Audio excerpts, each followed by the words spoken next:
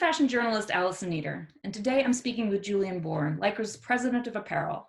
Welcome, Julian. Hi, Alison. Nice to see you.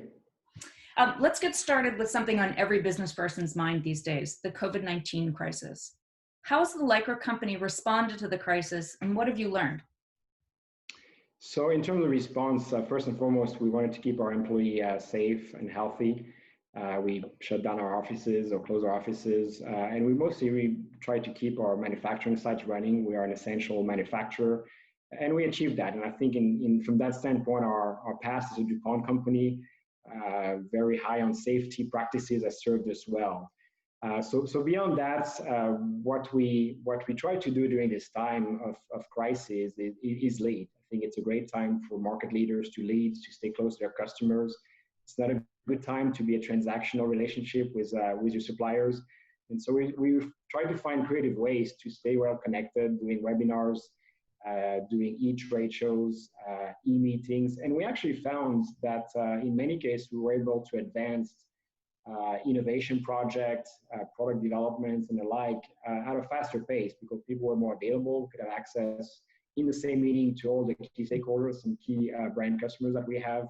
And so we've made nice inroads into in being ready when COVID is behind us, or at least when the economy starts recovering, to carry on with some of those projects. And you'll see some example of that at Kingpin with Advanced Denim, which I know we're interviewing tomorrow, and we'll give some examples of that. Oh, excellent. But what about sustainability? What role will sustainability have to play in fiber innovation in the future? Will it still be as important as before the crisis? We think so. Sustainability is something we've talked about in industry for years. Everyone understood that we were not on a viable course. Several examples of that, but a container every second goes to the landfill with garment waste. So something had to be done about it. It was really an inflection point about 2 years ago. And when we got into COVID, we were starting to be at a place where it was more systemic. There were roadmaps from brands and retailers that were pretty clear, and we're taking part of that. I think with COVID, we're starting to also realize that individual actions have societal consequences. We're all in this together. And I think consumer will probably ask more from their favorite brands in the future as far as how they manage supply chain, ethical manufacturing, labor, and so on and so forth. So it's really moving from sustainability to even more broadly societal and governments and other type of standards and issues. And we feel we're actually well positioned for that because we've got a very holistic approach to sustainability. We work on 3 pillars: manufacturing excellence, product innovation, and social responsibility. And one asset that we have that we believe put us at a nice competitive advantage is our LYCRA brand. It's an asset that is a big part of our enterprise value. And once you have a brand that's worth so much and you put your name and your corporate name next to your practices, your claims, you really have to make sure that you're clear on what you do and what you claim. And so I think brands understand that. It is a trust mark that we've built, and that's going to serve us well for innovation, we feel, in the context of sustainability. One thing that's interesting. Oh, go ahead. Sorry. One thing that was interesting that your team was telling me about, that part of the R&D process for LYCRA is not just to respond to customer demand, but to anticipate consumer demand. Can you give me some examples of about that and tell me how the R&D process works? Yeah, sure. I think that the best demonstration of that is our track record and the several changes that have taken place in the apparel industry through really consumer benefit and sometimes lifestyle changes, and in which the LYCRA company has really somehow its hand on. I'm talking about athleisure, for example, shapewear, anti-lathering hosiery, most recently in denim, super stretch. And in all those cases, we don't necessarily initiate those changes. We don't create fashion or create trends.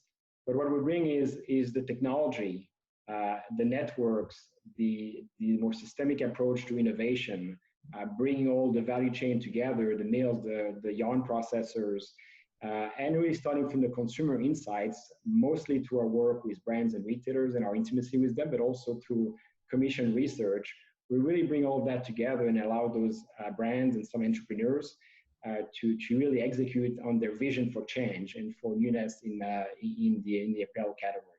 I see. I'd like to wrap up with a focus on denim and what the future looks like. What do you see the future looking like for denim? Denim is an interesting category. It's built on a tradition, a heritage. People have a very personal association with denim. It's an impulse buy in many ways, and so we think there's always going to be that traditional approach to denim that means nothing always necessarily changes. There's going to be a lot of the same as far as the product. And our role in that environment will continue to be to do what we do as far as connecting the value chains and bring innovation through through our brands, through our scientists, through our applied research lab, and so on and so forth, and also the strengths of our manufacturing. But if you look further down the road, as far as really what are the transformation taking place in this industry that are going to change the future, clearly sustainability and digitalization are the two trends that are going to change the way we do business in apparel. We think that serves us well because we've got business that is built on brands, on intellectual property like patents, on networks, like I said, knowledge, and so on and so forth. So we can meet that challenge. And to give you one example around digitalization and advance of e-commerce, which, by the way, in COVID has exploded in many ways. One challenge in e-commerce is the cost of garment return, and a big part of that cost is associated with the cost of poor fit. The LYCRA company has come up with a polymer that has different stretch characteristic, which is going to help address this issue short term. We're already working with many brands and retailers on such solution. It's a wider fit range that allows more consumers in a given size and with different body shape to feel more comfortable. But I think beyond that, brands and retailers are going to ask their supply chain to work together across also different levels of expertise to meet those challenges more realistically. So in that case, innovation is driven by data, by knowledge. We think that artificial intelligence, we think that app developers and companies like ours, which have the expertise in terms of the science of fit, will play a key role as well. So I think it's going to be interesting to track how those things evolve, but definitely we'll be doing business differently a few years from now, I think, and we'll be able to bring value in different ways. Well, excellent. Well, I appreciate you spending the time to talk to me. You're very welcome. Nice talking to you. Thanks.